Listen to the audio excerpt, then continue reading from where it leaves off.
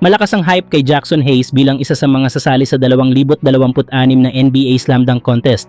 Hindi lang siya basta center, isa siyang big man na may pambihirang athleticism at kontrol sa ere.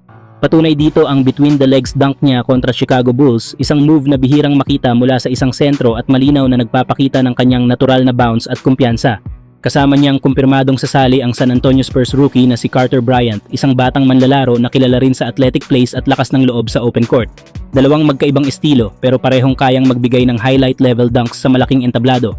At hindi pa doon nagtatapos, may iba pang mga manlalaro na inaasahang ipakikilala sa mga susunod na araw, kaya mas lalo pang umiinit ang anticipation para sa 2026 na Slam Dunk Contest. Sa ngayon, isang bagay ang malinaw, huwag matulog sa hype ni Jackson Hayes. Samantala, posibleng bumalik si LeBron James sa Los Angeles Lakers pero may isang malaking kondisyon. Ayon sa ulat ni Brian Windhorst ng ESPN, maaaring hilingin ng Lakers kay LeBron na tumanggap ng malaking pay cut kung nais niyang bumalik sa koponan sa susunod na season. Sa kasalukuyan, kumikita si LeBron ng humigit kumulang $52 milyong ngayong season at magiging free agent siya sa off-season. Dahil sa bagong CBA at mas mahigpit na salary cap rules, limitado ang kakayahan ng Lakers na palakasin ang roster kung mananatili si LeBron sa parehong mataas na sahod. Ang plano ng Lakers ay malinaw, ibalik si LeBron pero sa kondisyong babawasan niya ang kanyang sahod upang magkaroon ng sapat na cap space para magdagdag ng mas malalim at mas kompetitibong lineup. Layunin ng koponan na makakuha ng mas maaasahang role players at posibleng isa pang impact player na makakatulong kina LeBron at Luka Doncic sa championship run.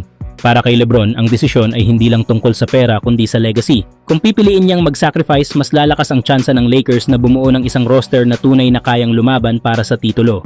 Ngunit kung uunahin niya ang max contract, maaaring mapilitan ng Lakers na mag-isip ng ibang direksyon para sa hinaharap. Sa huli, ang tanong ay simple pero mabigat. Handa bang magsakripisyo si LeBron para sa isa pang ring sa Los Angeles? Sa mga susunod na buwan, dito iikot ang isa sa pinakamalaking desisyon ng off-season. Hindi lang para sa Lakers, kundi para sa buong NBA. Samantala, isa si Donte DiVincenzo sa mga pangunahing target ng Los Angeles Lakers na nais nilang kunin bago ang NBA trade deadline, habang patuloy ang paghahanap ng koponan ng mas angkop na piraso para palakasin ang kanilang roster. Isa sa mga posibleng trade scenario na pinag-uusapan ay ang pag-offer ng Lakers ng kontrata ni Gabe Vincent kasama ang isang second-round draft pick kapalit ng versatile guard ng Minnesota Timberwolves. Ang naturang package ay itinuturing na praktikal dahil pasok ito sa salary matching rules ng NBA, habang ang second round pick ay nagbibigay ng dagdag na halaga at flexibility para sa kabilang panig. Malaki ang inaasahang maitutulong ni DiVincenzo sa Lakers, lalo na sa aspeto ng depensa, outside shooting at overall energy sa laro.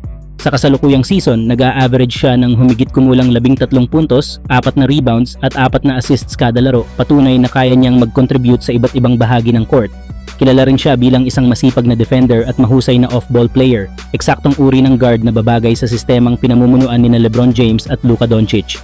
Kung sakaling makuha ng Lakers si DiVincenzo, inaasahang makakadagdag siya ng mas consistent na floor spacing, mas maaasahang perimeter defense at dagdag na playmaking sa backcourt lalo na sa mga crucial na laban. Hindi niya kailangan ng mataas na bola sa kamay upang maging epektibo, dahilan kung bakit siya itinuturing na ideal fit sa kasalukuyang core ng Lakers. Dahil dito, malinaw kung bakit isa si DiVincenzo sa mga target ng Lakers na kunin sa NBA trade deadline bilang bahagi ng kanilang hangaring maging mas handa para sa playoff push. Kayo mga idol, anong masasabi niyo sa trade idea na ito? DiVincenzo, three, caught! He can light up a building. It's 2 ball games. He's 3 for 5 tonight. 3 threes. De Silva, count the 3! DiVincenzo, bucket and the foul, a chance for 4.